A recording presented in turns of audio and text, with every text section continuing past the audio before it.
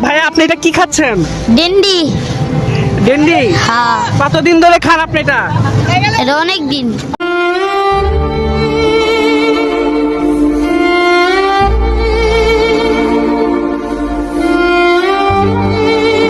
এখন রাত 10টা, আমরা আছি জাতীয় স্মৃতিসৌধের এখানে।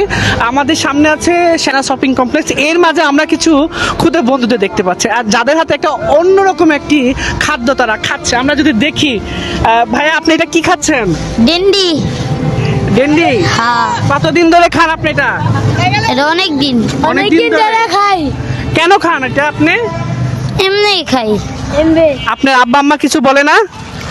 আমার আম্মু আছে, বাপ নাই। বাবা কি মারা গেছে না চলে গেছে? আরেকটা বিয়ে করে গেছে গা। একটা বিয়ে করে চলে গেছে। আপনি কি পড়ালেখা করেন না?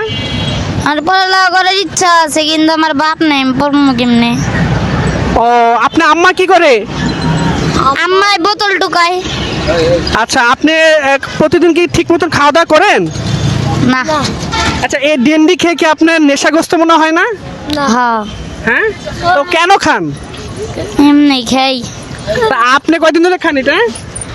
আমি অনেক দিন ধরে খাওয়ার লাগে। কতদিন? অনেক দিনে আমার ভাই হয়। দুই ভাই।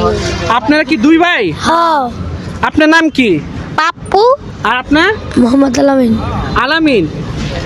দেখতে পাচ্ছেন পাপ্পু আলামিনের জীবন। বর্তমানে ওনারা ডেন্ডি, যেটা হচ্ছে এক ধরনের জুতোর আঠা, পলিটিনের একটু খান তো, আমরা একটু দেখতে চাই কিভাবে খাচ্ছে। দেখেন, দেখতে পাচ্ছেন ডেন্ডির এক স্বাদ। এই অল্প বয়সে এরা ডেন্ডি খাচ্ছে, কিন্তু বর্তমান সমাজের যারা আছেন তাদের দিকে এদের কোনো নজর নেই পড়ালেখা সহ অন্য কোনো বিষয় মনোযোগ।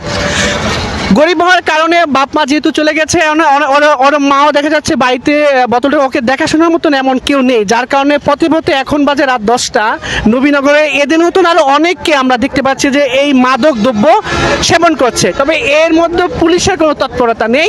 সরেজমিনের বার্তা।